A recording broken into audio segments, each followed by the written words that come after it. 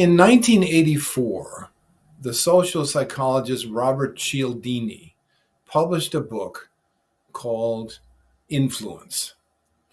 And he was a social psychologist, and he was looking at all the ways that people mess up their decisions, that people allow themselves to be influenced, not in helpful ways, not in productive ways, but in very powerful and therefore very potentially damaging ways.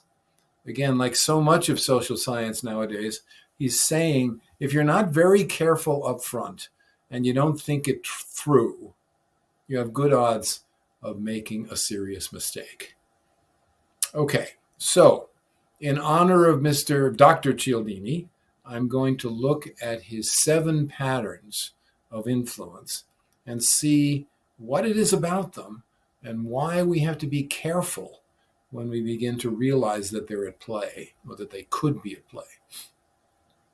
This pattern of influences actually fits rather nicely into a mnemonic. So think of the word or the expression, you rascals.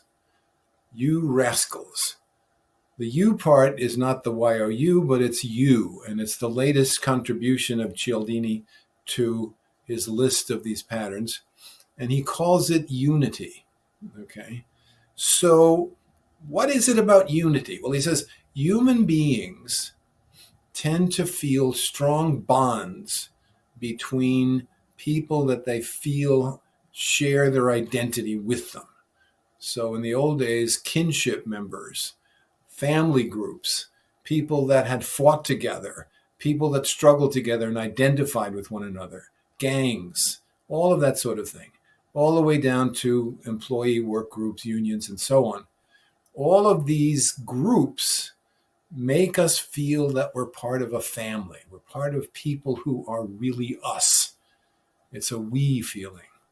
I feel so comfortable with my brothers as I do whatever it is I do, and so on and so forth. So he noticed in looking at this phenomenon of unity that people favor helping other members of that group that they feel part of. They help them more than they help the general public. Okay. Second, that they are influenced, affected by the decisions, choices, and so on and so forth of the members that they identify with as part of their group. And third,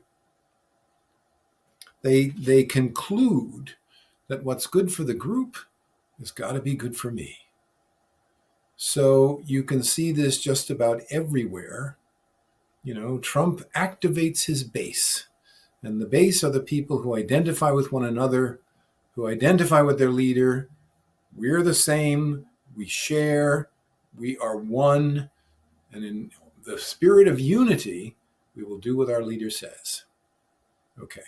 So that's the first of the dangerous patterns that Dr. Cialdini puts out in his new book.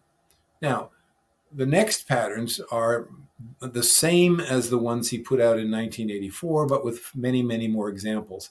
And of course, you might say, well, people have not gotten any smarter since 1984, which is probably the case. Anyway, the second pattern is what we call reciprocity. Reciprocity. You do something for me, and I feel like I have to do something for you. There's a whole pattern in certain kinds of sales. Like if you're selling used cars, let's say, come on in the office, have a cup of coffee. Here's a free pen. I've given you a free pen. I've given you a free coffee. Now, because of some primitive mechanism inside us, you feel that you have to give me something back. I gave you coffee and a pen. The least you can do is buy a car. Now, notice how disproportionate that is. It doesn't make a great deal of sense at all, but it works again and again and again and again. Okay? I did you this favor, therefore you have to do a favor for me.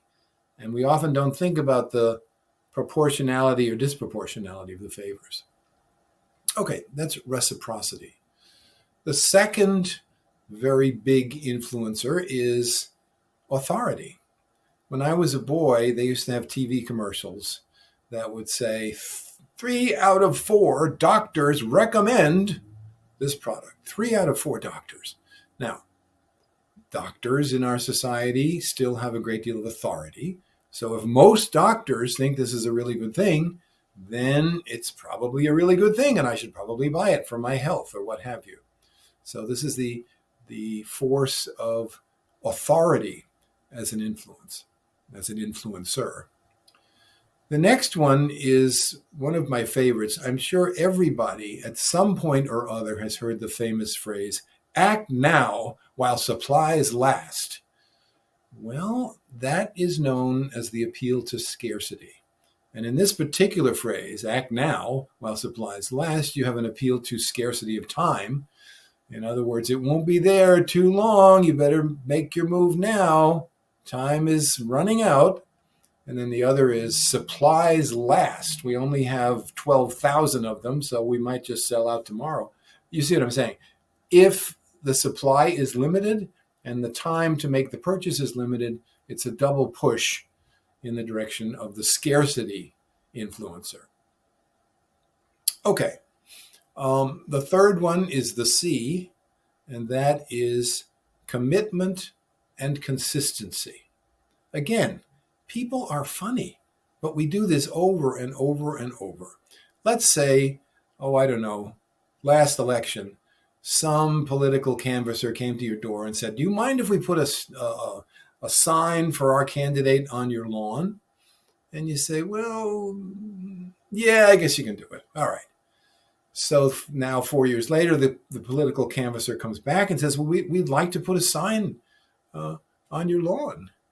But you realize now that the sign is 4 times bigger than the original sign. You say, well, wait a minute, I don't know. I'm not. Yeah, but you did it last time. Oh.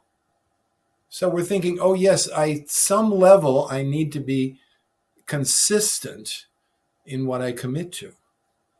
And so, okay, I guess I should do that. If I don't think about it too much, I'll say, yeah, I guess so.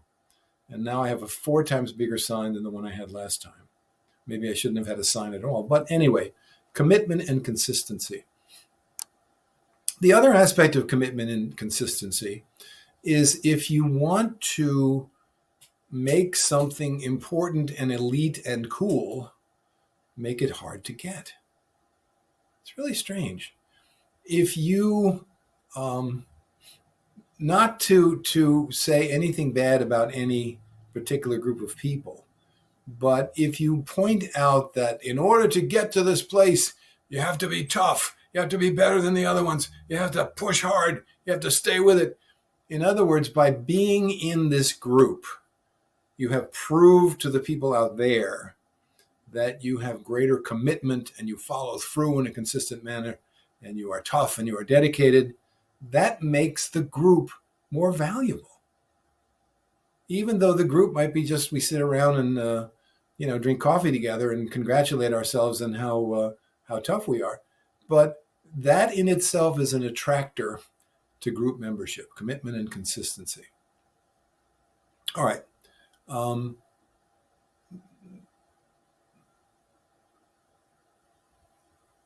Then we have likeness and liking. Okay. Basically, we tend to favor things from people who like us, whom we like, and who are like us. Okay, if I perceive someone as similar to me in important ways, I would be tempted to favor that person. You know, if you, in my own upbringing, people from Ireland got special liking. I just assumed because somebody was from Ireland, well, my ancestors were from Ireland, therefore I must, there must be something good about that, and we have things in common, and I'm more likely to listen to you and buy an insurance policy from you or whatever it might be. So likeness and liking influence people's decisions, particularly their buying decisions. So Then we have another S word. In this case, it's social proof. So I said when I was talking about Dr. Cialdini's book that it sold 5 million copies. In our country, in our culture, that means it must be good. Well, of course it's good. 5 million copies. You don't argue with that, do you? So it's social proof because so many people bought this book. 5 million Americans can't be wrong. You know. So these are the patterns. We have unity, we have reciprocity, we have authority, we have scarcity, we have commitment and consistency, likeness and liking, and social proof. And these are the patterns that Cialdini and his colleagues identify over and over in the way people are stampeded into buying things, the way they are made to make choices that may not be in their best interest, but they feel as if they should because of the various patterns at work and so on. So keep that in mind. Keep those patterns in mind, because sometimes the people you are dealing with to persuade you to do things might just be rascals. And sometimes, maybe not out loud, we need to say to ourselves, you rascals, you're not going to take advantage of me here. I'm going to think this through. Okay. In the name of social psychology and better decisions, this is Frank Crane from the Counseling Center. Happy thinking.